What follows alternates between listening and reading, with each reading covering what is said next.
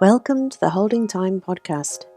Here we discuss breastfeeding in all its complexity, the ups and downs, the challenges, the triumphs.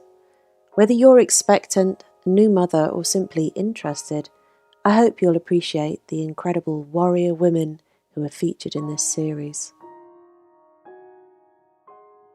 I had my daughter in January and I just wanted somebody to show me what to do because my little boy was born 9 weeks early.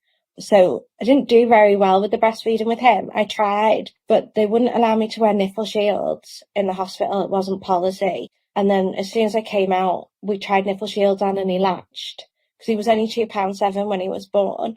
But by that point, I just wasn't making enough milk for him. So he was combination fed. But then at 5.5 months, my milk just stopped. So as my little girl, I was determined that I knew she was going to come early and hopefully not as early as him, which he was a 36-weeker. It was just apparent that nobody had the time. They were just like, oh, but she's your second. Like, yes, she's my second that's not gone into a neonatal unit. Like, I can hold her. I can hold my little boy. So that was completely different. And 3 times I was told to lie down. She would latch on if I laid on my side, but I'd had an emergency C-section. And they just walked out the room and they put her on me. They didn't show me how to latch her on. They just got my breast, touched it, squeezed it, shoved the baby on and walked out the room and went, we'll leave you and just make a note that she's done 15 minutes or more. But I couldn't get up and I couldn't reach the buzzer to ask them to help me sit up. So I was just laid there, petrified that I was going to fall asleep with this tiny, she was only £4 when she was born. Like, I couldn't even press the buzzer to say, can you help me sit up again, please? So I had to wait hours for them to come back in and go, are you still lying down? I'm like, oh, yeah, I can't move. I think it's only when you have a child that you understand, how enormous it is physically, like the equivalent of having open heart surgery, literally. And the amount of support there is for you afterwards is so minimal, even in terms of pain relief, breastfeeding support. It's extraordinary. There's a really chronic lack of breastfeeding expertise available to new mothers in the NHS. Every single mother needs access to a lactation consultant. In Australia, that's what they have. They have a lactation consultant. Also, it's the number of midwives. It's to do with how much time midwives have. They don't have any time at all. I've interviewed midwives about this and I've interviewed researchers about this, and it's basically all known. Everybody knows. Everybody in health knows. And it's just continuing and continuing. And I suppose that's why I started interviewing mothers, because I realized it wasn't enough to just take beautiful pictures of women breastfeeding and try and inspire mothers. When I was photographing mothers, I was having these conversations and I just felt this needs to be captured as well, because it's great. Yeah, if I was to photograph you, it would be lovely to photograph you and your daughter and make a beautiful picture, but it doesn't tell the whole story. Because what's behind that, if women see that and think, well, yeah, but that was fine for her because she didn't have my experience of having, an underweight tiny baby, et cetera, et cetera. So it's really important for me that I put that information in. I just thought, even going into it the second time round, I thought, she's not as early, she's bigger, it's going to be so much easier. And oh my God, it wasn't. I had home start, they're called Koala North West now, but they were home start in January. So I had them round nearly every day. I had them round the day I came home. They were with me for 4 hours and she still wouldn't latch on, and they were worried that she was sleeping for so long. And they were like, oh, just wake her up and give her express milk in a bottle, which I did.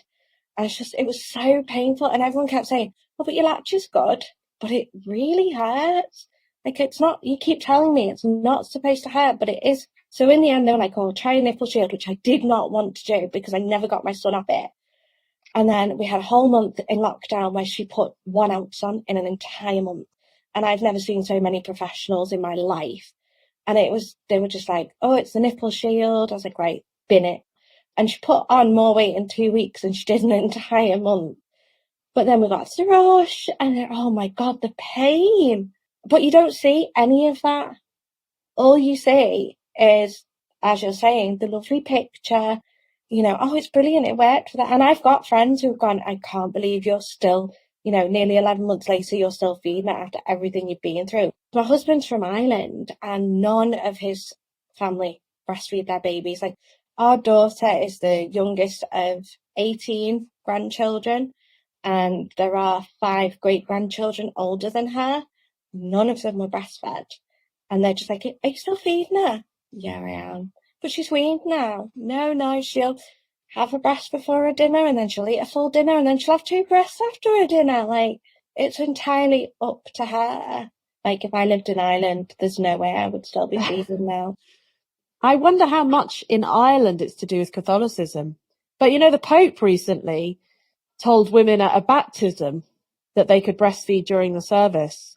The babies were all crying and they're all sort of 3 months old. And he was like, just breastfeed if you need to, just feed your babies if you need to. So even that kind of leadership makes a really big difference. But I think in Ireland, women's bodies, everything to do with like women's power, I don't know. So I went in 5 days before I had my daughter with preeclampsia, and I asked for syringes. I was due to have an elective just because of our previous experience. I wanted to take as much risk away as possible. Never got my elective anyway because I felt really ill. But I said, can I have some syringes? I want to express the colostrum. No. That'll bring on labour. Well, that's not really a bad thing, is it? And is that true even? I don't think it is. I've never heard that before. I've heard it quite a lot, especially on like the local breastfeeding Facebook groups. They'll all say don't express before 36 weeks. Oh, right. I suppose, yeah.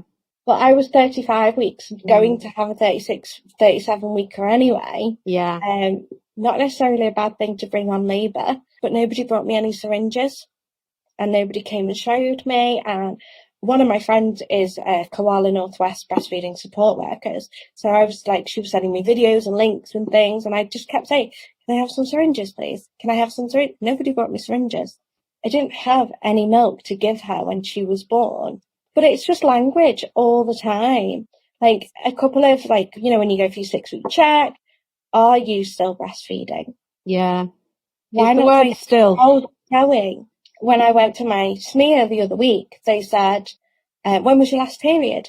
I said, oh, I haven't had one. I'm breastfeeding my daughter. Still. Wow. Yeah. And even if they're saying that because they're impressed, it's just not the right reaction, is it? It's language. It is language. Where do you feel most comfortable breastfeeding? I never breastfed my son in public. Not once. I don't think I would have done had COVID not happened with my daughter, because I got to spend so much time at home with her and really get used to positions and managing and unclipping a bra and everything else. I've no problems breastfeeding her wherever I am. My mum strangely gets a bit annoyed at me. I'm one of 4. My 2 older siblings are 16 and 18 years older than me. So she didn't breastfeed my 2 older siblings, my 2 sisters, but she did breastfeed me and my brother. My elder sister's got Down syndrome. So it was very much, she was told she'll never breastfeed, don't even bother. She wasn't even allowed home until she was 3 months old. How damaging was that? Yeah. But even though she breastfed my brother and I, where we live, there's no road at the front of my house. So when I'm sat in my living room, breastfeeding, the breast is out, she'll be like, do you want to close the curtains? People over there don't want to sit in it. Because there's no road, our neighbours on the opposite are much closer.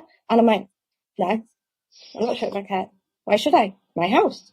I'm feeding my daughter. If they don't like it, they don't need to look.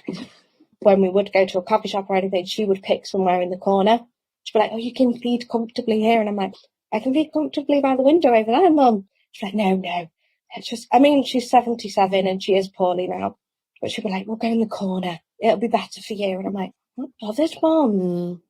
And she did say, how long are you going to keep doing this for? And I'm like, until Sasha says otherwise. Well, actually, probably the reason you're really comfortable is because you've become a master of doing it in a way that you know what you're doing.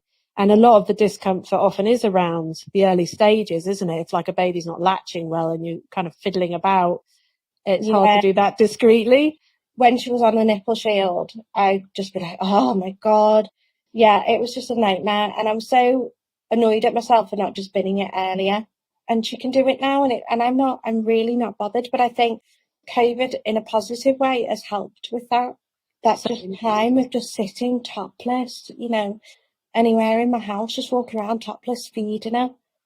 You know, I never would have moved with my son. I would have sat still and fed him until he was finished. Whereas with her, I'm having a toddler running around. I'm like, you know, making dinner, you know, playing with him while I'm feeding. And he's brilliant. Like, my husband got a bit weirded out, but my little boy was like squeezing my breast and he was like, I'm helping, mummy.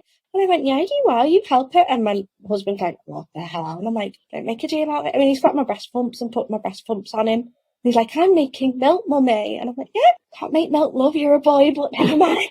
How did you feel then walking around topless? Because I remember that experience when I'd just given birth of like realizing that clothes didn't actually work with breastfeeding, you know, that they were really in the way. And I just remember having a tiny baby and I was wearing a woolly hat and I had these enormous boobs and just like walking about the house like that, just thinking, what has happened to me, you know? I was just like an open dressing gown, just didn't even tie it. I think I wouldn't have been like that had it not been for COVID. I think the fact that my husband was home because he was furloughed, it was just us four. She was born on the 2nd of January. And it would be like, oh, I don't want my friends to come round. That means I've got to wash for her. I've got to make the house look a bit tidier. You know, she's got to have a cute little outfit on for my friends to see her and they'll be holding her all the time and I don't want them holding her. So when lockdown came, I was just like, oh, she can live in her pyjamas and a vest all day. I can live in a dressing gown and, like you say, pyjama bottoms and nothing else. And so you sort of think, what is the pretense that we're all trying to maintain? You know, where does it come from, this idea of this bonny baby with you looking all like dolled up and perfect? And I think it comes from, personally, I think that's very much an image that we got from baby food companies in the 1950s, because that's what it brings to my mind, is that type of image. Yeah, it's all to do with marketing. Yeah, we're kind of trying to be that mother because we think that mother is in control. And the idea of the other kind of mother who is walking around with a woolly hat and jogging bottoms, she's probably not in control. And we're worried that somehow, I think it's quite deep, like we're worried that somehow we are not ourselves, that we've lost ourselves. But to my mind, motherhood is actually a process of losing and then finding yourself. That's part of it, that birth is part of this thing of letting go so completely and then afterwards coming into a new you. Thanks for listening, and thanks to everyone involved, our funders, Cheshire and Merseyside Women's Health and Maternity Programme, Arts Council England Lottery Awards for their support, along with all the amazing mothers and partners who have helped to make this project happen. You can find out more about the project by visiting holdingtime.org.